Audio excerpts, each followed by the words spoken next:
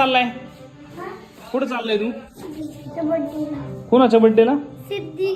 कधी बर्थडे तिचा? मग तू एवढं सगळं उरकून चाललाय?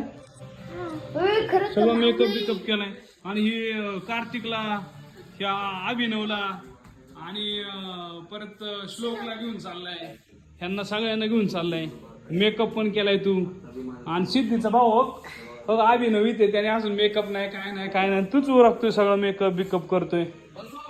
हा तू आता सिद्धीला काय गिफ्ट द्यायला चाललाय?